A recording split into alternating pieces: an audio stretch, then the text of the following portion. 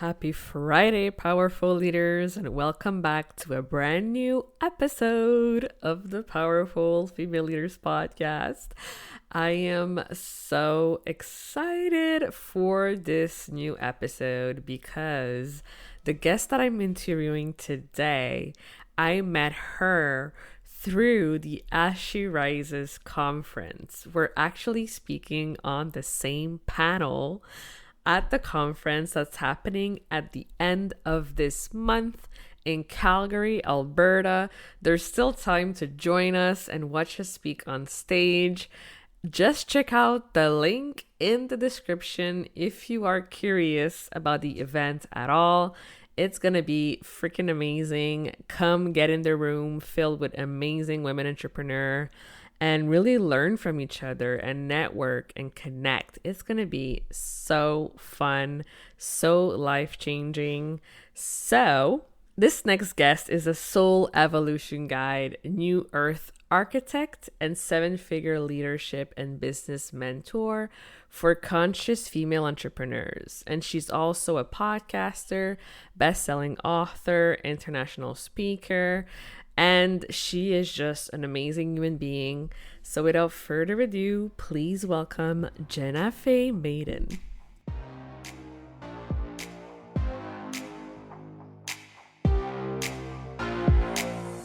Welcome to the Powerful Female Leaders Podcast. I'm your host, Anna Patricia Bourgeois, certified business coach. I am here to help you up-level, generate consistent wealth, increase your confidence, attract dream clients, and master your mindset so that you can fully own your power and achieve next level results in your online business and beyond. Every week, a powerful conversation will take place with amazing guests, or I'll share from my experience to help inspire you to start and scale the business of your dreams while being powerfully you. The time has come to stop playing small, stop hiding, and stop waiting. Now is the perfect time for you to passionately pursue your heart's desire as the powerful leader you were born to be. Are you ready? Let's do this. Hello, everyone, and welcome to another episode of the Powerful Female Leaders Podcast. I am here today with Jenna. Hey, girl. Hey, so pumped to be here. I'm so excited to have you. Same. So, feel free to share with us, who is Jenna? What do you do? And what got you into what it is that you do? Yeah, I'll do my best to give the short version of this. I feel like I'm such a multi-dimensional person and like most of us have been on a journey and an Yeah. evolution to where I am today. But the short, quick and dirty is my name, as you said, is Jenna, and I run a business, a brand, a movement called Soulmate Strategy, which is all about empowering conscious female leaders to expand themselves and their business in a really nourishing, in a really aligned, really sustainable kind of way. Because one thing I have really seen in this industry is a lot of confusion and a lot of Mm, overwhelm, a lot of burnout. So I feel like my role is to mm, help things be easier for women and also to work with them on who they're really becoming in the process mm. so that they have a sustainable business. So that's a little bit of what I'm up to. Girl, you speak my language. Yeah, I did a post in my group today about that, like the whole hustle culture and it's not necessary to burn yourself into the ground to be successful. That's the thing. And, a lot of us low key, I feel, believe that. Even if we're not thinking that, Yeah. we're leading ourselves. And I know for me, I was able to get myself to a point of six figures a year and I could do it, but it wasn't really sustainable and I didn't really feel that good. And the thing that allowed me to grow to seven figures was definitely not just working harder and secretly Mm. hustling, that's for sure. Exactly. So what are the things would you say that helped you get there? Ooh, good question. Good question. Good follow up. Yeah. I really feel for me it was a couple of key things. I think for one was Mm-hmm. simplicity, because I Mm. was really overcomplicating my business, and it wasn't Mm-hmm. bad or wrong, but at least for me, I was launching so many different things, creating so much, and it's like you can only do so much with so many hours in the day. So I was kind of capping myself because I was doing so much client delivery and then big launches that required me to design whole new programs and stuff. And I'm such a creator and innovator. Don't get me wrong. I love to create, but the thing that really allowed me to step into the next level was actually kind of doing less and doing those things that I am doing better and better, and really refining stuff instead Mm. of kind of jumping from thing to thing, both in terms of offers, but also in terms of Mm-hmm. marketing, where I was for a point trying to be in all the places, but maybe not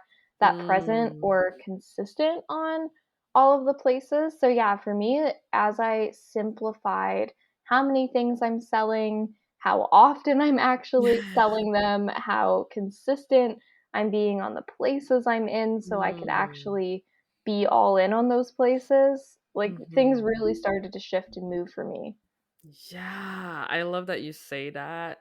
I feel like we've been like so conditioned to be Mm. like Mhm. online and being everywhere and doing all the things. But it's 100%. yeah, it's really about like finding those places where you're the most light up and you're the most authentic and you're having the most fun and that you have already mastered and truly like simplifying everything else.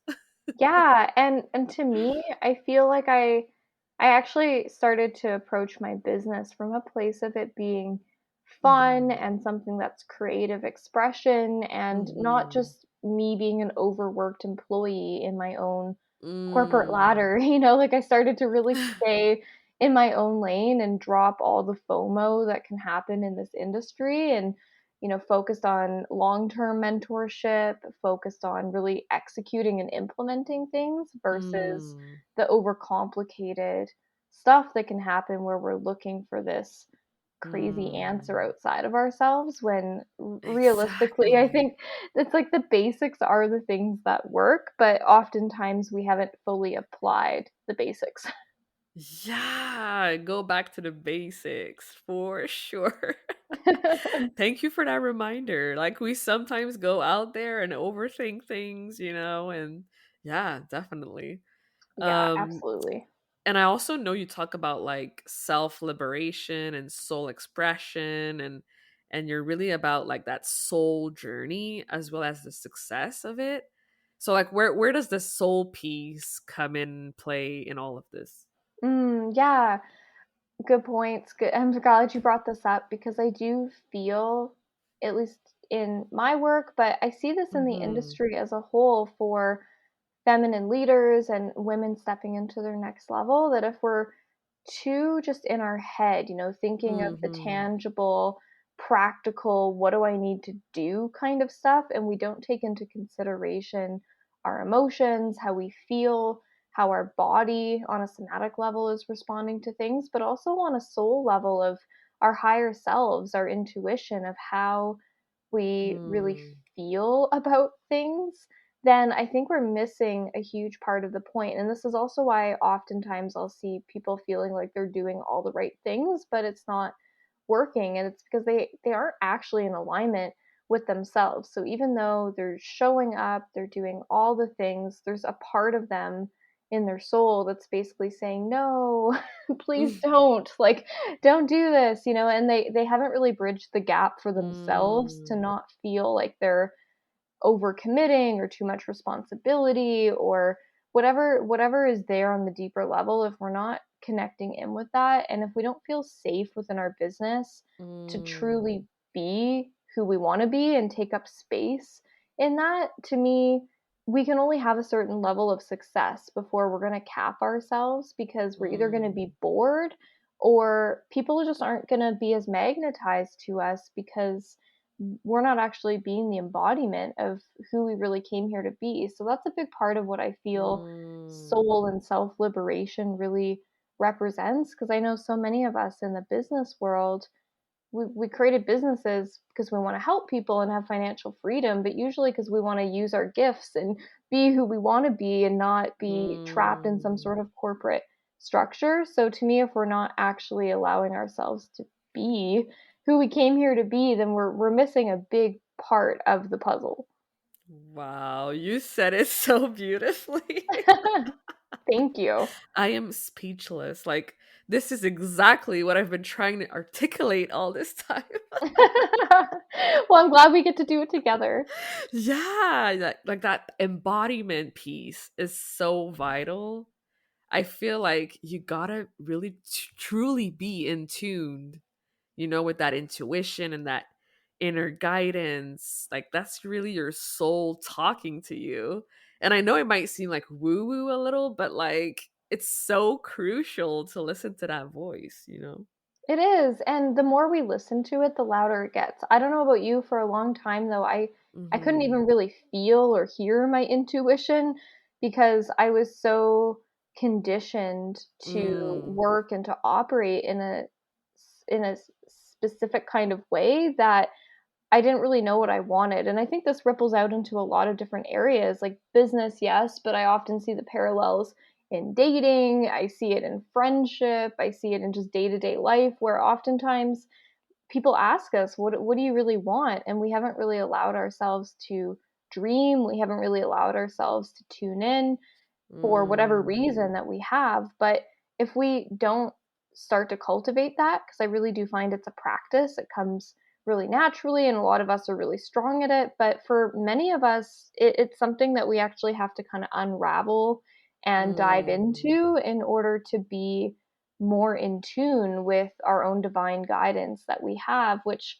can show up in so many ways. It's kind of being able to be aware if we're jumping into, say, a coaching program for the right Mhm. reasons, that is Mm. truly coming from an empowered place, or is it coming more from, our ego that is trying to find a band-aid solution? So I really do feel like it ripples out Mm. into so many areas. Girl, say it louder. So, do you know, like, have like specific practices that you do to grow that inner guidance? Yeah, for me, I've never been a huge meditator, like the kind of person that's Yeah. just sitting in silent meditation. I do really find that guided meditations are good for me, just short ones, like even just Mhm. pulling ones off YouTube or Yeah. Insight Timer, wherever, where you can just grab, a 5 or a 15-minute intuitive kind of Yeah. practice, like something just to help guide it. Because again, I find like we're so in our head. It's like, am I doing this right?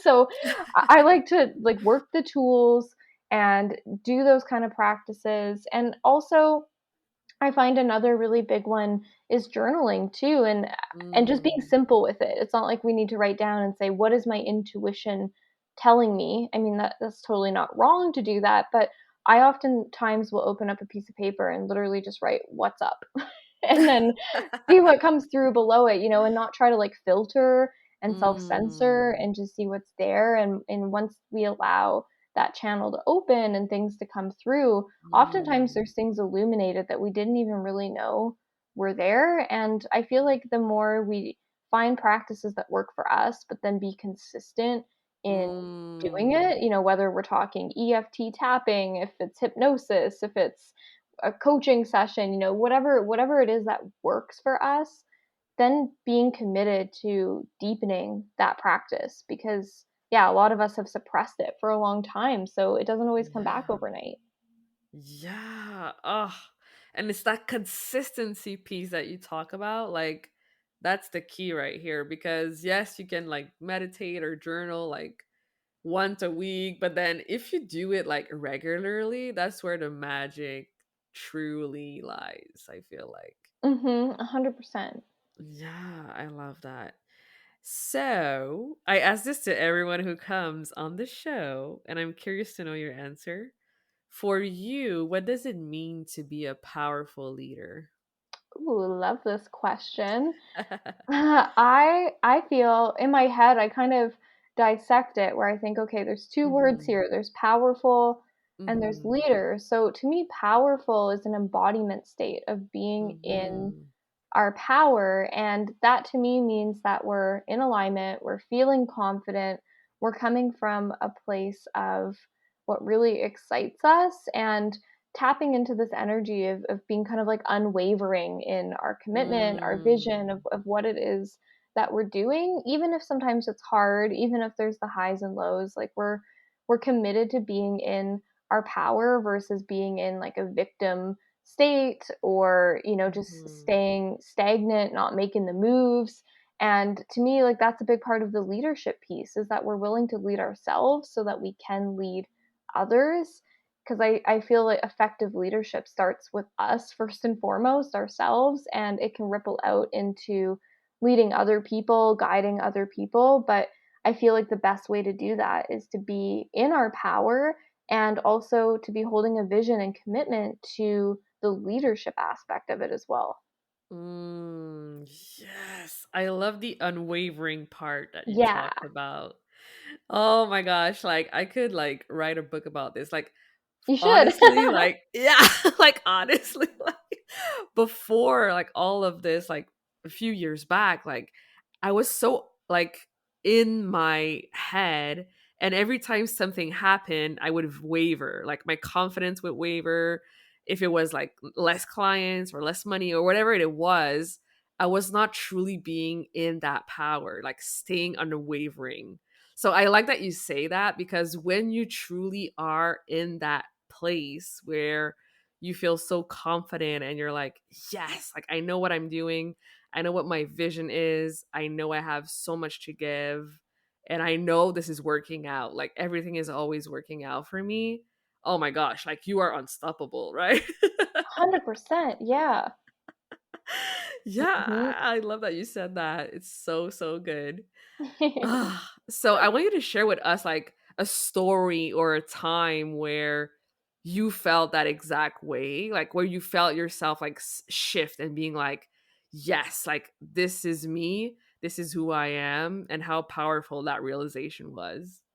Oh gosh, there has been so many, Anna. I'm like, which one do I pick? Because there's been a lot of these like sink or swim kind of moments. There's been a Yeah. lot of moments where I've had to really redirect and come back into my Hmm. power.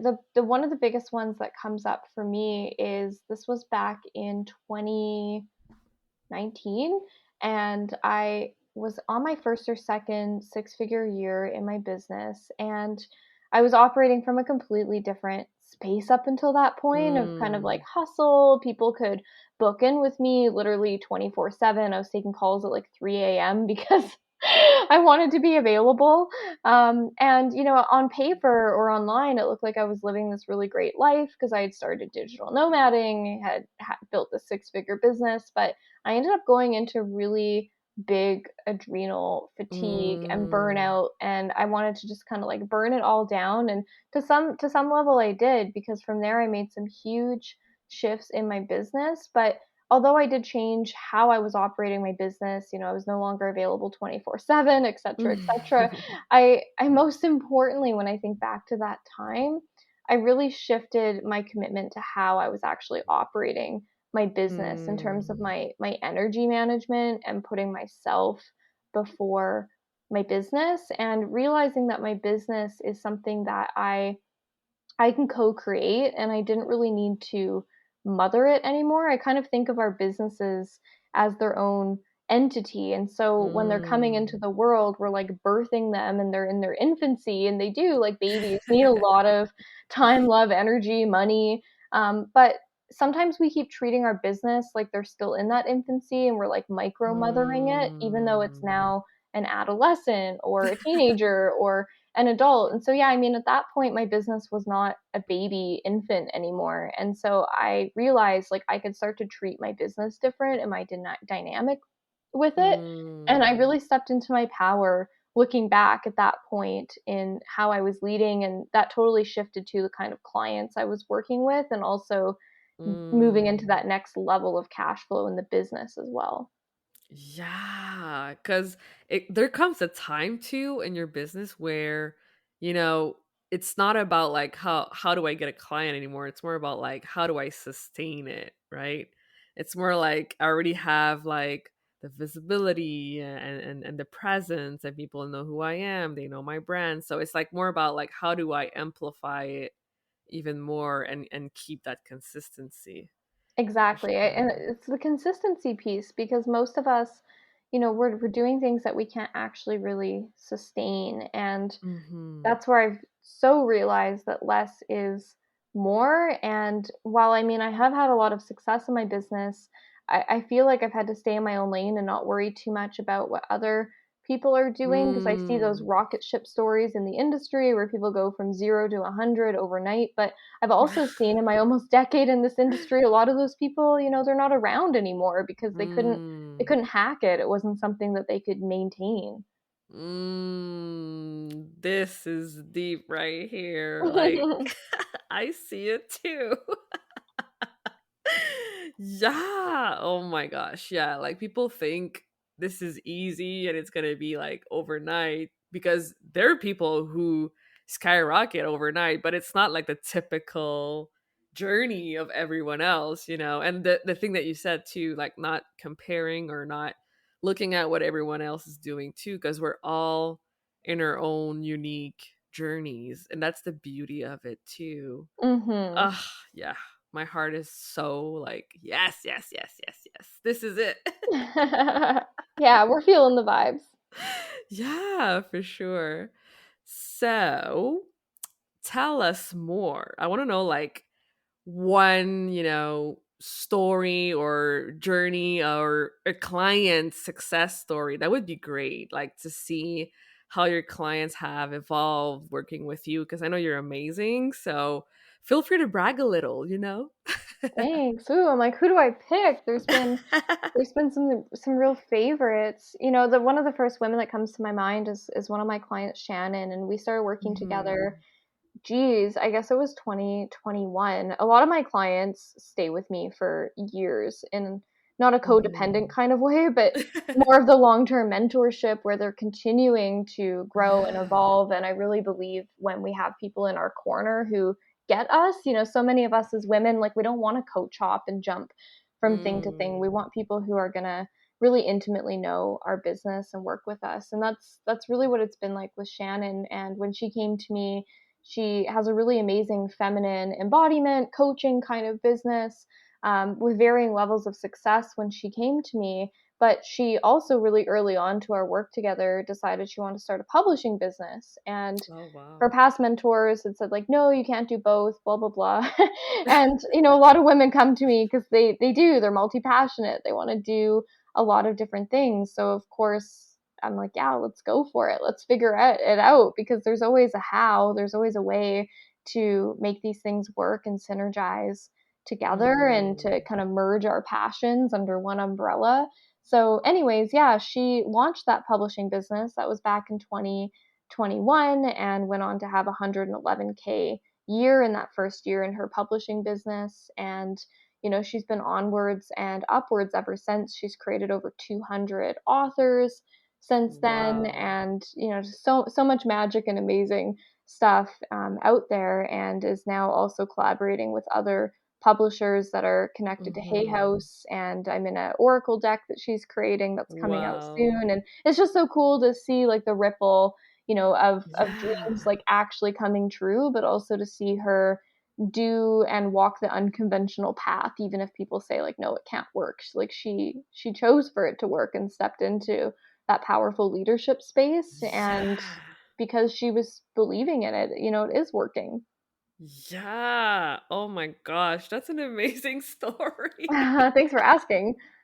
Yeah, for sure. Like anytime someone tells me you cannot do it, I'm like, watch me do it. Totally.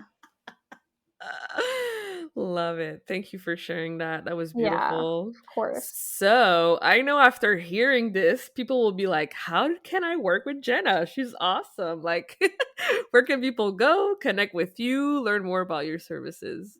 Yeah, so I hang out online as we all do, Yeah. and I mostly am on Facebook and Instagram. And Facebook, it's my name, Jenna Faye Madden, And Instagram is my brand name, Soulmate Strategy, which is also my TikTok. It's my podcast name. It's my website.